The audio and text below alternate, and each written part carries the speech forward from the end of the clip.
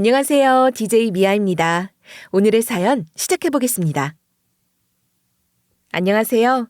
저는 이번에 제가 여러분들께 들려드릴 사연을 통해서 배운 것들이 참 많습니다.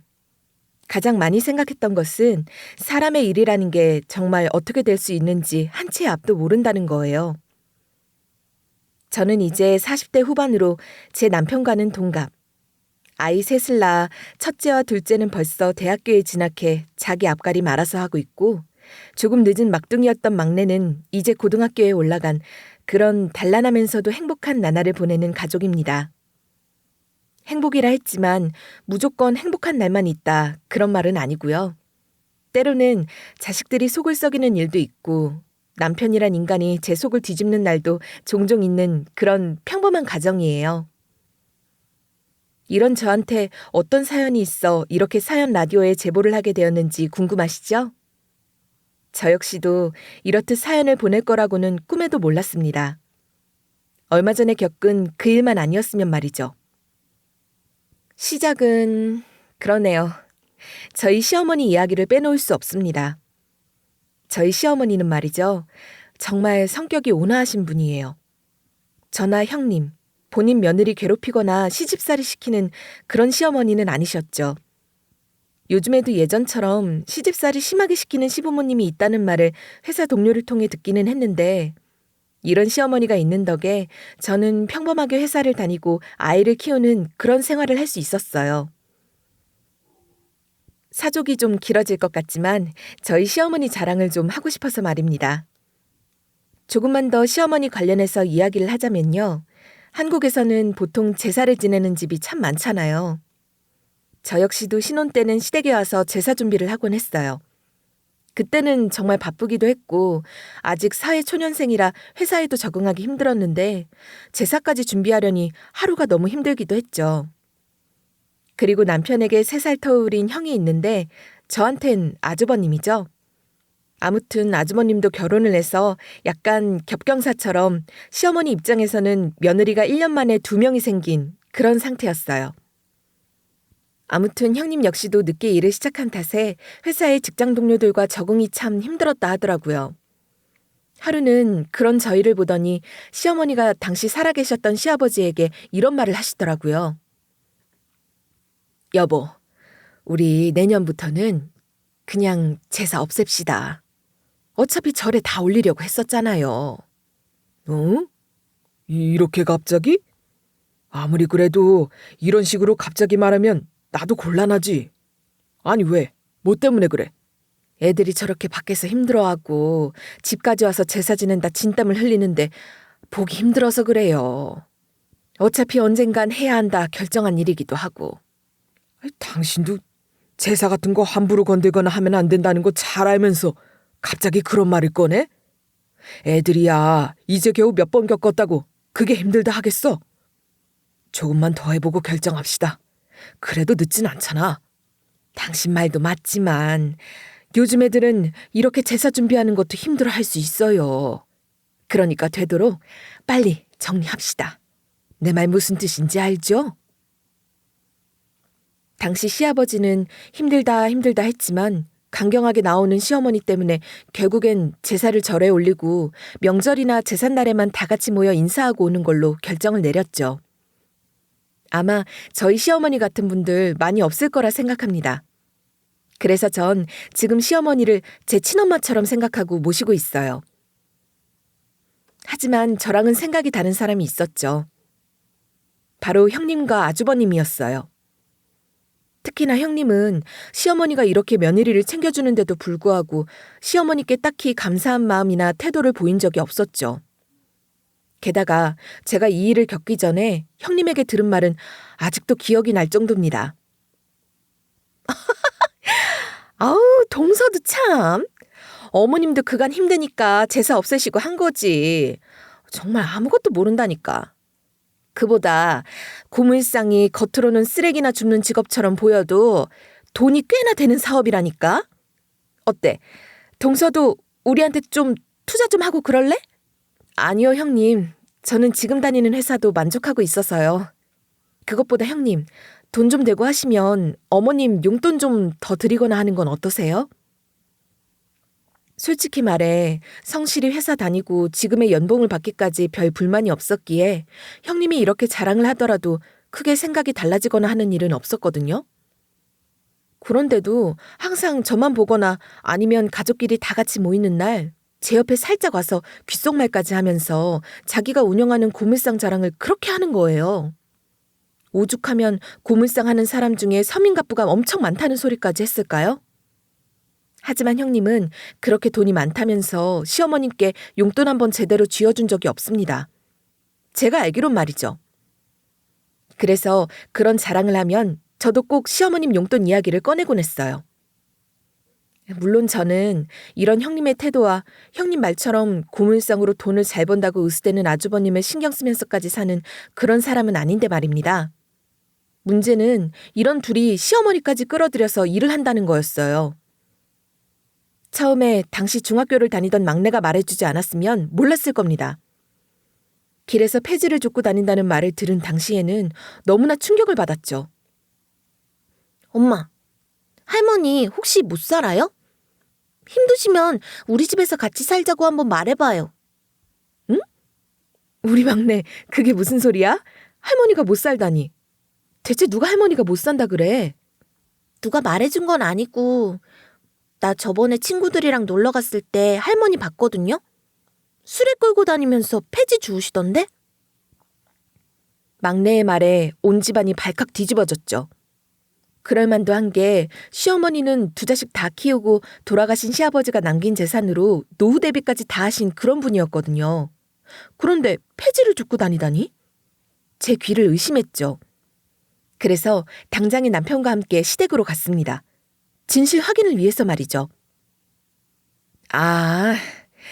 우리 막둥이가 이 할미를 봤나 보네. 그게 말이다. 내가 집에만 있으니까 몸도 찌뿌둥하고 그래서. 아니 엄마, 폐지 한두 장도 아니고 막내 말 들어보니까 수레까지 끌고 다니면서 줍는다며. 요즘 용돈이 부족해? 우리가 좀 보태줘요? 아이고, 용돈은 무슨. 너희 아버지가 내 걱정에 얼마나 열심히 살았는지 알면서 그런 말을 하니?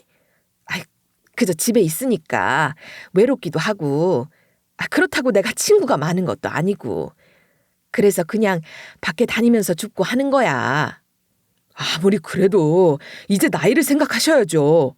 처음부터 그렇게 무거운 것들 지고 다니고 하셨던 분들이나 요령이 있어서 하는 거지. 엄마는 요령도 없으면서 무슨 폐지를 줍겠다고. 술에도 제법 크다면서.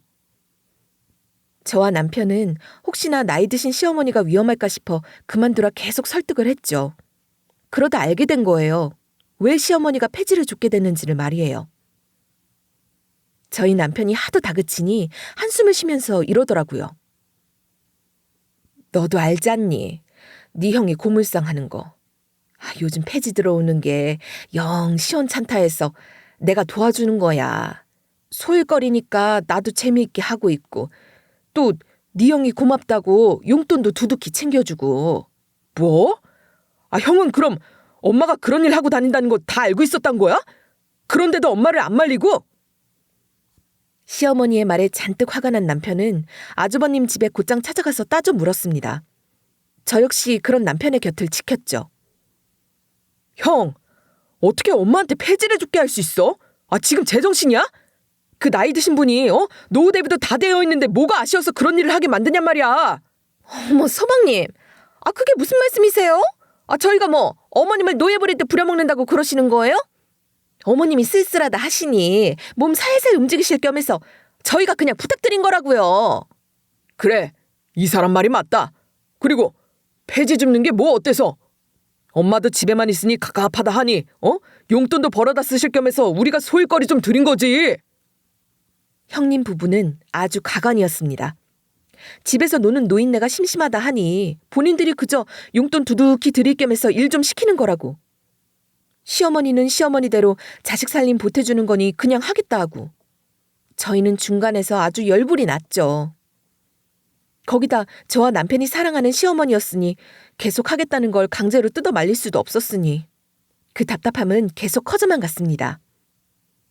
그러다 제가 어떤 사실을 알게 된 거예요. 항상 제 앞에서 본인들 고물상이 얼마나 잘 되는지 자랑하던 형님의 고물상이 유독 잘 되는 이유가 있는 것 같다면서 친구가 슬쩍 저한테 이런 말을 물어보더라고요. 야, 잘 되는 고물상은 막 여기저기서 철 같은 거 뜯어서도 판다던데 너희 형님이란 사람 고물상도 그런 거 아니야?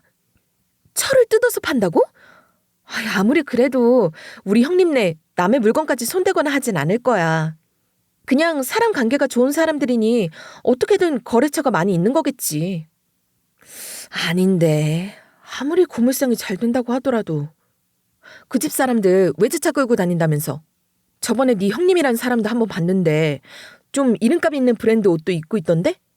고물상이 그럴 정도로 돈을 많이 번다고? 매번 나한테도 그러더라고. 자기네들이 좀 도와줄 테니까 고물상 같이 하거나 아니면 자기한테 투자하라면서. 그런데 내가 그런 일엔 또 취미가 없잖아. 하여튼 우리 형님네가 아무리 사람들 성격이 좋진 않더라도 네 말처럼 그런 짓 하고 다니진 않을 거야.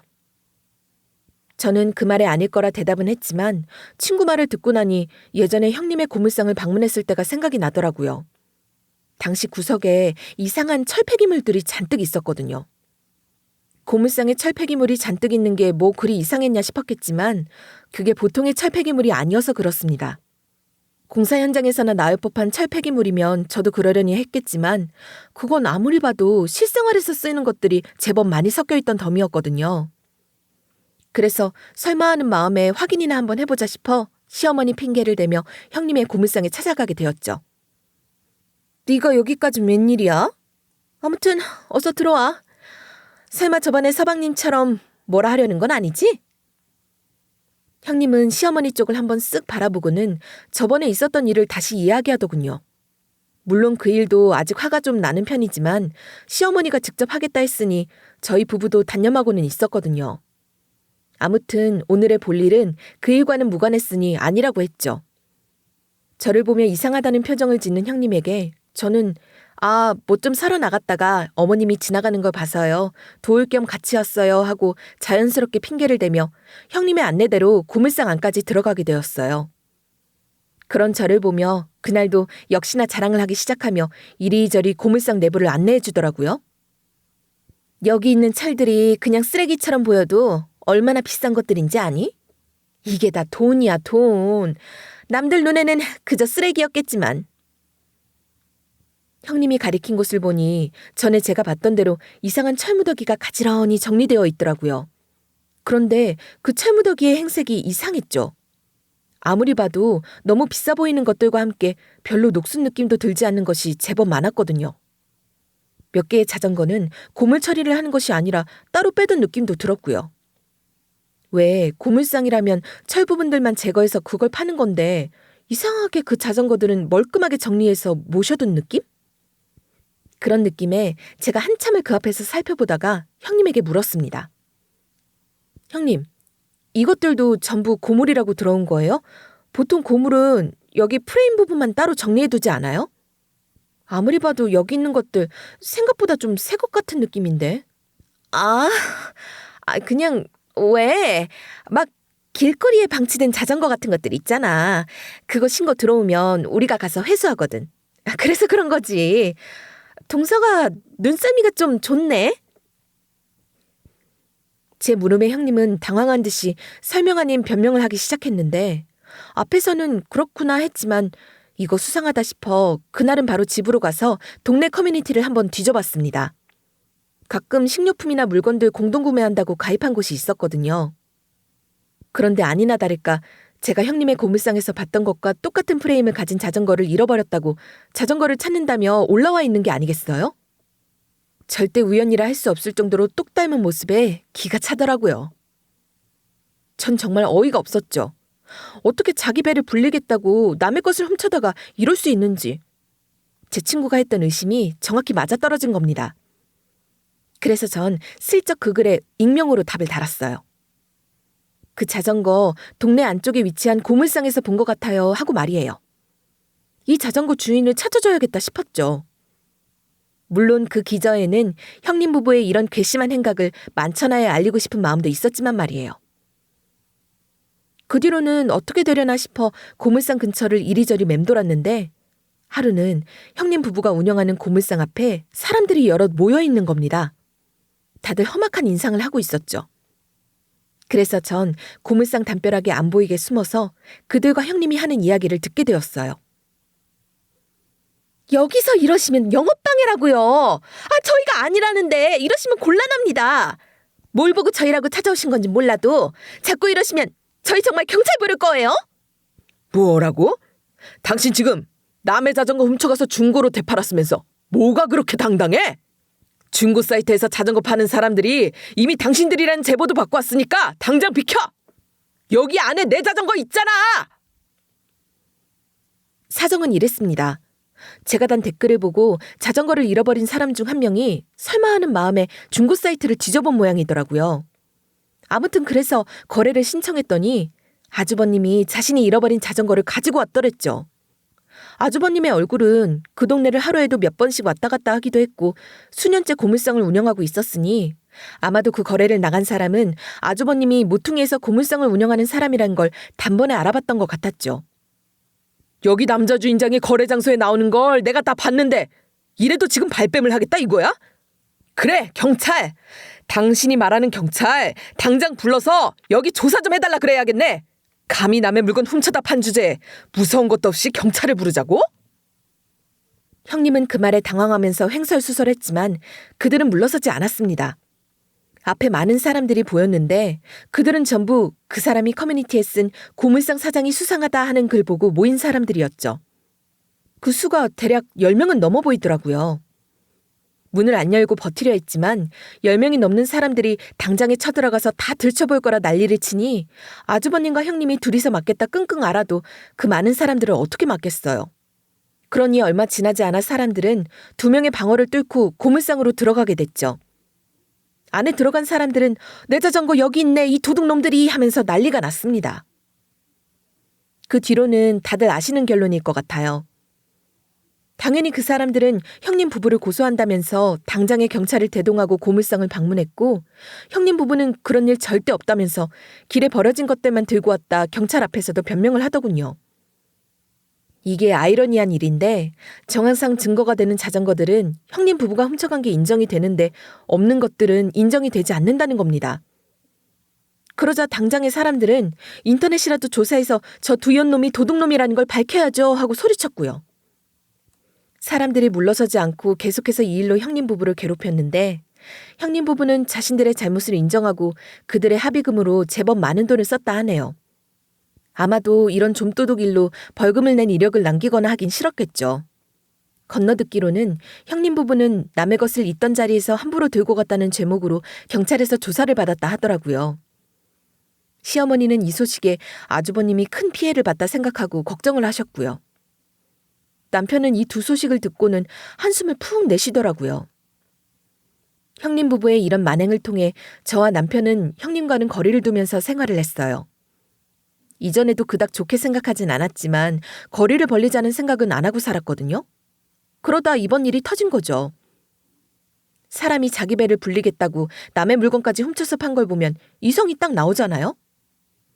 저희는 시어머니에게도 이번 일은 형님네가 잘못한 거예요. 어떻게 남의 물건에 손을 댈 생각을 하고 살아요? 하며 형님 부부를 그만두우라 슬쩍 말을 건넸지만 시어머니는 아주버님께 이런 일이 생긴 뒤에 오히려 더 열심히 폐지를 주우러 다니셨습니다. 아주버님이 이번 일로 피해가 크다면서 애들이 얼마나 힘들겠냐 하더라고요. 아무리 자식 사랑은 부모가 한다지만 이런 잘못까지 저지른 사람들을 돕는다는 시어머니의 말과 행동은 절대 좋게 보이진 않았어요. 어머님이 우리 모르게 형님네한테 빚진 거라도 있으신가? 하는 생각이 들 정도로 말이죠. 저와 남편이 계속해서 시어머니를 설득했지만 결과는 좋지 않았네요. 그런 일이 지나가고 평소와 같은 하루. 형님 부부의 딸, 그러니까 저한테는 어린 조카 되는 애가 할머니를 따라간다며 시어머니를 따라갔답니다. 여기서 조금 간단히 알려드리자면 형님네는 무슨 문제인지 모르겠지만 아이를 저희보다 아주 늦게 봤거든요. 그래서 하나 있는 조카의 나이도 이제 갓 초등학교 올라갔나 그랬었어요. 아무튼 시어머니 역시도 그런 어린 조카를 아주 예쁘다 예쁘다 하면서 챙기곤 했는데요. 그 조카가 일을 내고 만 거예요. 시어머니 리어카를 따라갔던 조카가 시어머니가 열심히 쌓아놓은 박스를 장난감 삼아 놀다가 그만 다치게 된 겁니다.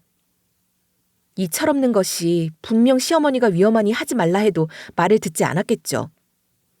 형님 부부가 얼마나 애를 오냐오냐 길렀는지 아주 버르장머리가 없는 조카였거든요. 그래도 조카는 그렇게 심하게 다치지는 않았어요. 당시 시어머니의 리어카에 제법 많은 양의 박스가 실려 있었거든요. 조카는 시어머니가 잘 쌓아둔 그 박스들을 끼고 빼고 하면서 가지고 놀다 정리해둔 박스들이 와르르 무너지면서 큰일이 날 뻔했죠. 조카의 입장에선 다행스럽게 폐지를 줍다가도 그 상황을 보고는 얼른 뛰어간 시어머니 덕에 크게 다치진 않았던 겁니다. 시어머니가 자기 몸은 생각도 못하고 얼른 가서 조카부터 감싸 안았다 하더라고요. 그래서 제 조카는 다행히 무릎이 까진 정도로 그친 거예요. 하지만 당사자 중 한 명인 시어머니는 그 무너지는 박스 아래에 깔리고 말았습니다. 박스가 무너진 걸 본 주변 사람들이 시어머니를 도와 구해주긴 하셨지만 연세가 있으신 시어머니는 그 무게를 버티지 못하고 가벼운 뇌진탕을 겪게 되었죠. 아마 가벼운 뇌진탕이면 괜찮지 않나? 하시겠지만 절대 아닙니다. 제가 예전에 택시에 탔다가 뒤에서 박은 차 때문에 가벼운 뇌진탕을 겪은 적이 있었거든요. 그때도 정말 너무 힘들었어요. 생전 처음 겪는 두통에 구토감 등등 몸 건강하고 젊은 제가 겪는 게 이 정도인데 이제 70대는 노인한테는 가벼운 뇌진탕이라고 해도 그 정도가 다르죠. 그래서 저희는 시어머니가 있다는 병원으로 만사 제쳐두고 얼른 달려갔습니다. 검사 결과로는 일단 다 괜찮다고는 하는데 혹시 모르니 며칠 병원에 입원을 하자고 그러더라고요. 저와 남편은 정말 가슴을 쓸어내렸습니다. 그런데 형님 부부는 저희와 마음이 다른 것 같더라고요. 저와 남편이 시어머니가 입원해 있을 동안 입이 심심하다며 부식거리를 사러 잠시 자리를 비웠거든요. 그때 형님 부부가 찾아왔던 모양인지 다시 병실로 돌아왔을 때는 병실 안이 시끌시끌 하더라고요. 형 왔나 보다 하는 남편의 말과 함께 저희는 함께 병실로 들어갔죠. 그리고 이게 맞나 싶은 광경을 보게 된 겁니다. 엄마 제정신이야? 어떻게 애를 폐지 줍는데 데려가서 다치게 만들어? 어떻게 생긴 애인지 뻔히 알면서. 아휴, 내가 미안하다 미안해. 분명 애한테 위험하니까 그러면 안 된다고 타이르긴 했는데 말을 좀 들어야지. 그래서 지금 애가 다친 일, 엄마 이렇게 된 거 전부 우리 애 탓이다 이거야? 아니, 내 말은 그런 뜻이 아니고.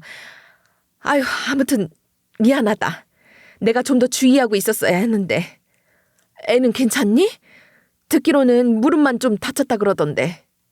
엄마는 알 것 없고 앞으로 우리 애 볼 생각은 꿈에도 하지 마세요. 아시겠어요? 저와 남편은 두 눈을 의심했습니다. 오히려 조카를 지켜줘서 고맙다고 말하지는 못할 망정 아주버님이 시어머니한테 화를 내고 있는 거예요. 시어머니 역시 피해자인데 말이죠. 그러니 제 옆에 있던 남편이 화가 단단히 나서 당장 그런 아주버님께 달려들었습니다. 지금 이게 무슨 짓이야 형? 정말 제정신이야? 뇌진탕 온 사람이야. 그리고 어린 조카 지켜줬으면 감사하다는 말이 먼저 나와야지. 넌 자식 쉽게 봐서 모르겠지만 우린 겨우 낳은 자식이야. 그런 자식을 데리고 나가서 상처를 만들었으면 당연히 할 말은 해야지. 그리고 왜 자기가 폐지 줍는다 나갔다가 내 자식이 다치게 만드냐고. 아무리 엄마라지만 난 용서 못해. 그토록 목소리 높인 남편의 모습 처음이었습니다. 두 남자가 옥신각신하니까 여자인 저나 형님은 끼어들지도 못하겠더라고요.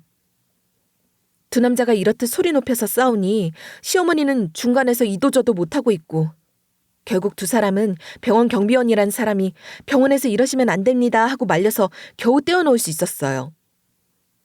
남편은 엉망인 아주버님의 모습에도 분이 안 풀리는지 단단히 화가 난 모습이었지만 시어머니를 보고는 화를 내리려 안간힘을 쓰더라고요. 그런 와중에도 형님의 모습은 뻔뻔했습니다. 본인 역시도 아주버님과 의견이 같은지 아주버님의 옷을 정리해주면서 서방님 왜 저러신데? 하더라고요. 그런 모습을 보니 저 역시도 형님과 아주버님을 좋은 눈으로 볼 수는 없었습니다. 이 일을 통해 저희 사이에는 단절이라는 말이 나올 정도의 관계가 되었죠. 아무튼 병원에서 치료를 받고 태어난 시어머니, 집에서 좀 쉬시라 모셔다 드리고 혹시나 싶어 하루는 시댁으로 찾아갔더니 집에 없더군요. 그래서 설마 하는 마음에 얼른 리어카를 두는 곳으로 갔죠. 역시나 시어머니는 다시 폐지를 줍겠다 그 편치도 않은 몸을 끌고 나간 겁니다. 그걸 보고 저와 남편은 화가 머리끝까지 나서 형님 부부를 붙잡고 따져 물었어요. 이제는 시어머니 붙잡을 게 아니라 이런 일을 시키는 이 두 사람이 문제다 생각했거든요. 저희가 이렇게 따져 물으니 글쎄 형님이 이러는 거예요. 동서, 괜히 배알 꼴리니까 그러는 거 아니야? 동서는 애 키울 때 도움 많이 못 받았다고? 우리 경서만 좋아한다고.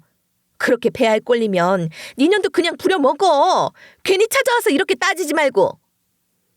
이 말에 저도 어이가 없었는데 제 옆에서 듣다 화가 단단히 난 남편이 형님한테 손을 뻗던 그 순간 제 전화가 울렸어요. 저 역시도 화가 나서 미칠 것 같았지만 혹시나 일 관련 전화일지도 모른다는 생각에 일단 전화를 받으려 했죠. 그런데 발신인이 시어머니였던 겁니다. 그래서 얼른 전화를 받았어요. 안녕하세요. 여기 핸드폰 주인이랑 관련되신 분 맞으신가요? 네네. 저기 누구신지. 저희 어머님은요? 왜 저희 어머님이 전화를 안 하시고 그쪽이 대신. 지금 여기 할머니 쓰러지셨어요. 일단 가까운 응급실로 가는 중입니다. 다행히 가족분이신 것 같으니 병원 위치 알려드릴게요. 전 당장 이 말을 모두에게 전했고 남편과 저는 당장의 구급대원이 알려준 병원으로 달려갔죠. 하지만 형님 부부는 그 자리에서 꼼짝도 안 했습니다. 정말 괘씸한 인간들이 아닐 수 없었어요. 병원에서는 시어머니가 쓰러진 건 과로 때문이라고 하더군요. 이 나이에 과로로 쓰러지기도 참 어려운데 집안이 많이 힘드신가요? 아무리 힘들어도 당분간 이분한테는 일 절대 시키지 마십시오. 아니라는 말이 나오기도 전에 저는 순간 어질했습니다. 아니, 이 나이 드신 분이 얼마나 일을 했으면 과로로 쓰러질 수 있겠어요. 의사의 말에 저는 눈물이 핑 돌았죠. 남편도 저도 이 지경이 되도록 시어머니를 말리지 못한 자책감에 휘말렸어요. 다행히 수액을 맞고 지금은 안정만 취하면 된다는 의사의 말에 안도했지만 뒤이어 며칠은 그냥 입원해서 경과도 보시죠. 이전에 가벼운 뇌진탕도 있으셨으니 라는 말에는 걱정이 태산이었습니다. 그래서 일단은 잠든 시어머니를 남편에게 맡겨두고 입원한 시어머니의 옷가지와 짐을 챙기기 위해 시댁으로 갔죠. 시어머니의 짐을 꾸리기 위해서 집 여기저기를 뒤지고 있었는데 제 눈에 이상한 게 하나 보이더라고요. 서랍 안 구석에 뭔가 수상해 보이지만 소중해서 숨겨놓은 느낌의 그런 예쁜 상자가 하나 있는 거예요. 저도 모르게 그 상자를 꺼내 열어보게 되었죠. 이게 이러면 안 된다는 걸 알면서도 사람 호기심이라는 게 자꾸만 내용물이 궁금하더라고요.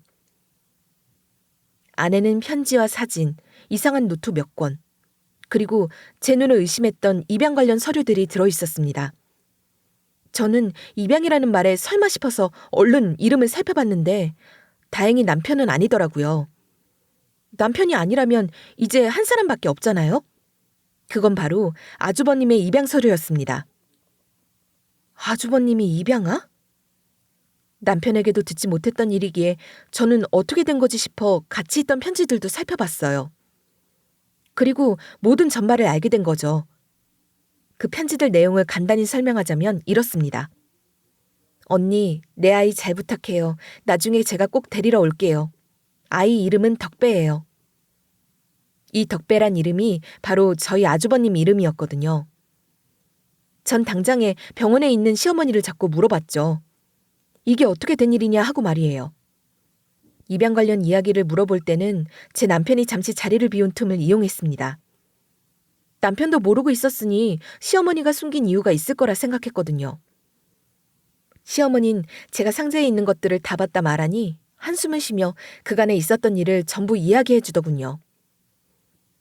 집에서 그걸 본 모양이구나. 그래, 그 편지를 쓴 애는 우리 옆집 살던 명자라는 애였지. 나보다 3살이 적은 어린 동생이었는데 참 운명도 왜 그리 기구한지. 그래도 열심히 살아보겠다며 서울까지 가서 열심히 산 애였는데. 시모의 입에서 나온 명자라는 분은 어린 나이에 부모님을 여의고 홀로 서기를 성공하겠다면서 서울로 상경을 했다 해요. 자기는 꼭 대단한 사람, 돈 많이 버는 사람이 되겠다며 말이죠. 시어머니인 그런 명자라는 분을 응원했다고 합니다. 그런데 얼마 지나지 않아 배가 볼록해서 자신의 고향집인 시모의 옆집으로 다시 돌아올 줄은 몰랐다고 했어요. 서울에서 애 아빠란 사람이 있었는데 자기가 임신한 사실을 모른다고 숨겼다고 하더라고. 그렇게 나온 배를 어찌 숨겼을까 싶으면서도 애가 가여워서 내가 매일같이 돌봐주게 됐지. 설마 그럼 지금 그때 그분이 낳으셨던 애가 바로 네 예상이 맞다. 다본마당에 뭘 숨기겠어. 우리 첫째가 바로 명자개가 낳은 애다. 심지어 내 손으로 받아준 애였지. 근데 무엇이 그리 급하다 그렇게 야밤에 도망치듯 가버렸는지. 이렇듯 명자라는 분을 챙기다 산딸이 다 되어 애까지 받아줬다고 합니다. 하지만 명자라는 사람은 며칠 몸도 제대로 추스르지도 않고 그대로 야반도주를 했대요.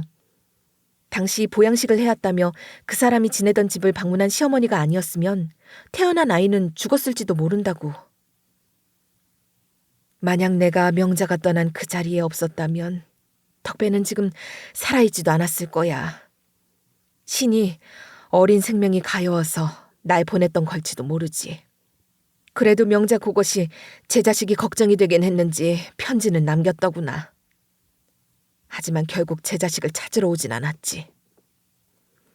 아마 명자란 분은 이런 시어머니를 믿고 그렇게 야반도주를 한 것만 같은데 아무튼 그렇게 갔던 시어머니가 아이와 편지를 발견한 거죠. 금방 돌아온다는 편지 내용에 시부모님은 정성을 다해 아이를 봐주었대요. 하지만 아이가 학교에 갈 나이가 되어도 그 명자란 분은 끝내 오지 않았답니다. 그래서 결국 시모와 시부는 긴 상의 끝에 덕배, 그러니까 아주버님을 아들로 입양하고 학교를 보내게 되었대요. 그 뒤로는 둘째이자 진짜 첫째였던 제 남편을 가지면서 시부모님들은 아이들을 위해 윗지방으로 이사를 오게 되었다고. 제가 봤던 그 편지와 사진, 그리고 여러 오래된 인적 사항들은 명자라는 분이 살던 집에서 긁어 모아둔 명자란 사람에 대한 정보들이었대요. 일부는 명자라는 분이 올 것을 대비해서 아주버님의 어린 시절 사진을 하나씩 더 뽑아서 보관하고 있었던 것들도 있었고요. 하지만 시간이 지나면서 아주버님은 시부모님께 친아들 같은 존재가 되었고 시부모님은 그 뒤로는 명자란 사람에 대해 찾는 것을 그만두었다 하네요. 그래도 혹시나 싶어서 자료들은 안 버리고 있었대요. 아주버님이 언젠가는 진실을 눈치채고 찾을지도 모른다면서. 감추려고 해도 결국엔 들킬 수도 있는 거잖아요. 혈액형 때문에라도 눈치챌 수 있고요. 그렇다면 성인이 됐을 때 아주버님한테 말이라도 했었어야죠. 미련하게 자료는 왜 들고 계셨어요? 그게 말이다. 덕배 녀석이 하루는 우리한테 이런 말을 한 적이 있거든. 자기는 왜 동생이랑 차별해서 대우하냐고. 섭섭하다고 말이지. 그 말이 어찌나 가슴을 울리던지. 우리들은 우리도 모르는 사이에 친자식과 친자식이 아닌 자식을 차별해서 키우고 있었던 거야. 사람이라는 건 어쩔 수 없는가 봅니다. 시부모님은 차별 없이 키우겠다 아주버님을 대했지만 진짜 아들이었던 제 남편에게 더 많은 정성이 갔었고 어린 나이였던 아주버님은 그걸 기민하게 느꼈던 거예요. 그래서 시부모님 두 분 모두 아차 싶었더랍니다. 그 뒤로는 본인들이 정말로 친엄마, 친아빠가 되자 하면서 차별 없는 사랑을 주려 무척이나 노력하셨고요. 하지만 말이죠. 그래도 혹시라도 자신이 입양하라는 사실을 알고 친부모를 찾을 수 있다는 생각에 끝까지 그 자료는 버리지 못하셨답니다. 시어머니가 70이 다 된 이 마당에도 말이죠. 저는 남편에게 시어머니께 들은 이 사실을 말했고 남편은 그대로 빡치고 말았죠. 왜냐하면 입양아로 지금까지 같은 사랑을 주려고 했던 그 부모에게 하는 꼬라지가 아주 대단하셨으니까요. 그래서 당장에 아주버님 찾아가서 다 말해버렸습니다. 형은 본인이 입양하라는 사실도 몰랐지? 엄마랑 아빠가 어릴 때부터 형을 얼마나 사랑으로 챙겨주셨는데 그걸 이런 식으로 대? 너 대체 무슨 소리를 하는 거야? 누가 입양하라는 거야? 어디서 무슨 소리를 듣고 왔는지 모르겠는데 자꾸만 그런 소리 하면 나도 이제 가만 안 있어. 그래, 가만히 있지 말고 진실 들으러 가시던가. 아버진 돌아가셨으니 이제는 엄마밖에 그 진실을 들려줄 사람이 없네. 그나저나 병원에 있을 동안 얼굴 한번 안 비친 자식 뭐가 좋다고 받아주시겠어? 안 그래? 처음에는 남편의 말에 부정하던 아주버님도 남편이 이야기를 계속하자 자신이 정말 입양하라고? 하며 충격을 받은 것 같더라고요. 남편이 이렇게 화가 난 것도 당연합니다. 형님 부부는 과로로 쓰러진 어머니가 입원해 계실 동안 한 번도 병문안을 온 적이 없거든요. 그의 남편이 매번 부모가 아프다는데 얼굴 한번 안 비쳐? 하고 화를 냈고요. 거기다 자식이 찾아오지 않았으니 겉으로는 괜찮다 해도 시어머니가 엄청 슬퍼하셨거든요. 그래서 거기에 제가 결정타를 날려줬죠. 아주버님이 입양하라는 서류 사본이에요. 이제 좀 믿으시겠어요? 어떻게 자기 자식도 아닌 사람을 이렇게 훌륭하게 키워줬는데 고맙다는 말은 못할 망정 과로로 쓰러지게 만들어요? 당신이 그러고도 사람이야? 아주버님은 제 말에 입양 서류를 받아들고는 멍하니 한동안 아무 말도 못하고 계셨습니다.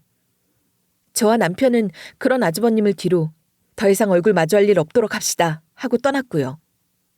게다가 이런 상황에서도 아주버님을 생각하는 시어머니를 설득했어요.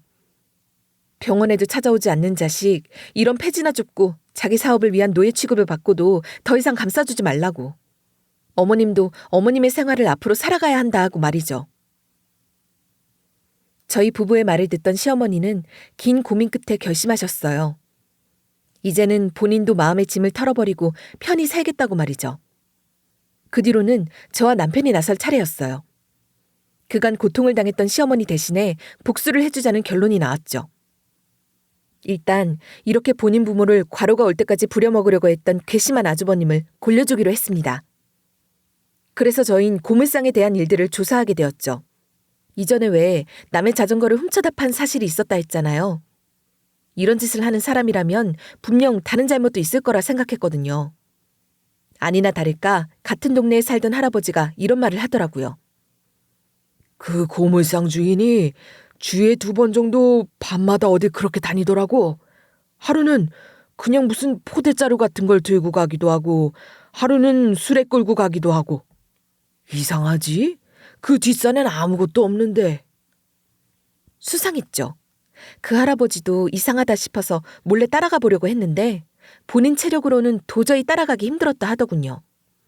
그래도 동네에서 무슨 소리가 나오진 않았으니 별일이나 있겠어 싶어서 그냥 놔두었다 했습니다. 동네 사람들한테 이야기를 해도 뭐 뒷산에서 채소 같은 거 기르겠지. 그 집 양반들이 오죽 굳으세요? 하며 말고 말이죠. 하지만 저희는 그 말을 쉽게 넘길 수 없었어요. 그래서 저희는 고물상 앞에서 기다렸다가 밥마시를 나간다는 아주버님을 따라 나서기로 결심했습니다. 그렇게 2, 3일 잠복을 한 끝에 뭔가 리어카에 잔뜩 실어 나오는 아주버님을 봤어요. 아주버님은 주위를 두리번거리더니 그 리어카를 끌고 근처 산으로 올라가더라고요. 그래서 따라갔는데 세상에나 거기에는 고물상에서 나오는 폐기물들이 가득 쌓여 있었습니다. 정말 입을 다물 수 없었어요. 그래서 아주버님이 내려간 틈에 얼른 사진을 찍어 관할 지자체에 신고를 했죠. 신고를 하고 나니 어떻게 해결되고 있는지 연락이 오더라고요. 이게 쓰레기가 제법 다양하고 많아서 그런지 결국 그 쓰레기를 버린 아주버님은 벌금을 300 정도 내게 되었고요. 거기 쌓여있던 쓰레기들을 전부 처리하라는 시정명령을 받게 되었다고 하더라고요. 거기 제법 많은 양의 쓰레기가 있었다고 했잖아요. 아마 모르지만 그거 처리하려면 제법 많은 돈을 썼으리라 생각이 됩니다. 제가 알기에 그 폐기물을 처리하는 데 들어가는 돈이 만만치 않다 들었거든요. 그 돈 아끼겠다고 몰래 그렇게 산에 갔다가 버린 거예요. 참 양심도 없는 인간들이죠? 아마 여기에서 제 사연이 마무리된다면 청자님들도 이게 끝? 하고 실망하실 거라는 생각이 드는데요. 앞선 폐기물 관련해서는 처벌이 약한 것 같지만 사실 저희는 형님 부부에 대한 복수를 하나 더 준비했습니다. 형님 부부에 대한 복수이면서 시어머니에게 이런 일을 만든 사람에게 뒤늦게라도 보상이라도 받기 위해 그 명자라는 사람을 찾기 시작했거든요. 다행히 시부모님이 그 명자라는 분의 정보를 남겨두었기에 생각보다 찾는데 큰 어려움은 없었어요. 이게 왜 복수가 되냐고요? 솔직히 처음에는 그래도 어머님이 명자 오랜만에 보고 싶네 하는 말에 시작한 일이기도 했는데 그런데 그 명자라는 분 아주 대단한 사람이더라고요. 왜 예전에는 서울에서 성공하겠다면서 자기 자식까지 버리고 올라간 사람이었잖아요. 그런데 성공은커녕 지금은 빚더미에 나앉아 기초생활수급자로 되어 있더라고요. 저희 부부가 찾아가서 네 아들 잘 먹고 잘 살고 있으니 지금까지 키워준 보상을 내놔 했더니 되려 그 명자라는 분이 말하길 뭐라고? 내 아들이 잘 사는 집이라고? 어디서 사는데? 그리고 당신들 눈에 내가 돈이 있어 보이요? 아주 벼룩의 간을 빼먹어라. 저희 아주버님 버리고 갔을 때는 잘 살 것처럼 저희 어머님한테 그렇게 말하셨다면서요. 그러면 분명 잘 사는 날도 있으셨을 텐데 왜 아주버님 찾으러 안 오셨어요? 어린 것이 맹랑하긴. 내가 그 자식이랑 갈라선 마당에 애를 왜 찾아? 나 혼자 먹고 살기도 바빠 죽겠는데. 그나저나 내 자식이 잘 산다 그랬지. 그런 쓰잘데기 없는 말 말고 내 자식 사는 곳이나 말해주쇼. 왜 뒤가 없는 사람들은 무서운 게 없다 하잖아요? 이 명자라는 분이 그런 삶을 사는 것만 같았어요. 남편과 저는 그런 명자란 사람의 태도에 얼떨떨한 모습을 감출 순 없었지만 순간 속으로 이건 아주버님에게 복수가 되겠다 싶어 순순히 아주버님의 집 주소를 알려줬습니다. 거기다 고물상 주소도 말이죠.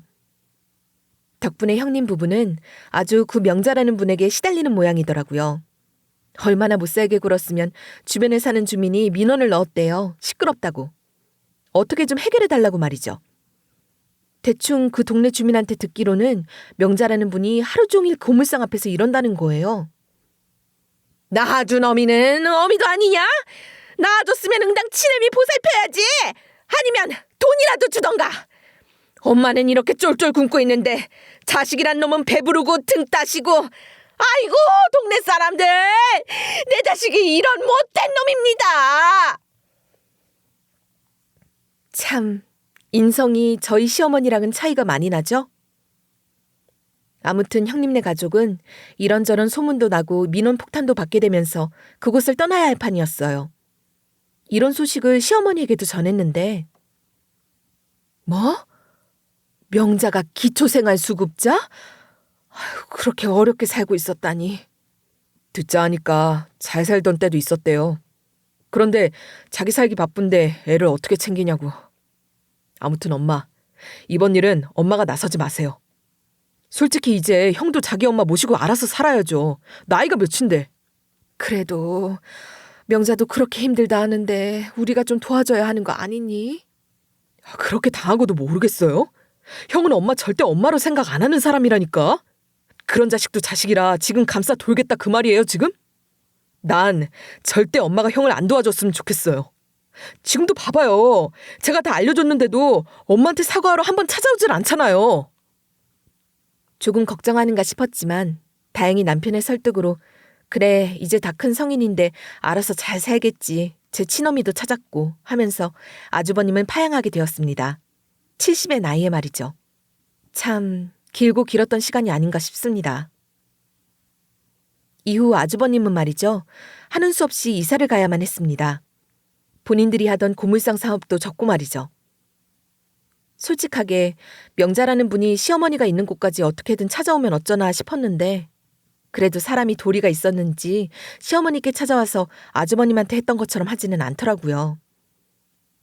시어머니는 가끔 아주버님한테 전화가 온다는 말을 하더군요.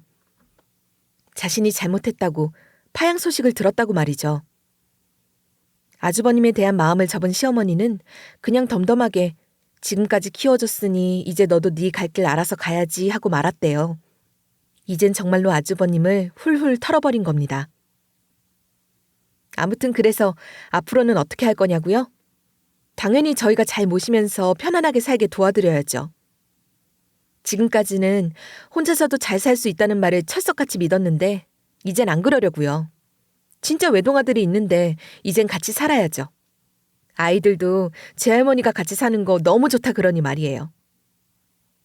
특히나 시어머니가 폐지를 줍고 다녔던 모습을 본 저희 막내 있죠? 막내가 정말 지 할머니한테 잘하고 있습니다. 당시 모습이 아이에겐 좀 충격이었던지 제 할머니 손으로 무거운 거 하나도 들게 만들지 않겠다며 이건 무슨 보디가드 저리 가라 할 정도예요. 그런 모습에 저희 가족들은 하루도 웃음꽃이 떠날 날이 없고요. 사람 인생이라는 게 정말 한 치 앞도 모르는 것 같습니다. 그렇게 사랑받던 아주버님이 그렇듯 자기가 그 집안 진짜 아들이 아닐 줄 누가 알았겠어요? 자기를 길러준 부모의 선의를 아주 짓밟아버린 아주버님. 저는 아주버님 같은 사람이 되지 말아야겠다 생각하며 지금도 살고 있어요.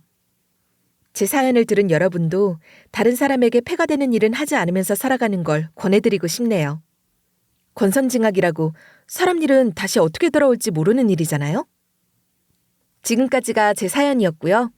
끝까지 들어주신 청자님들 감사합니다.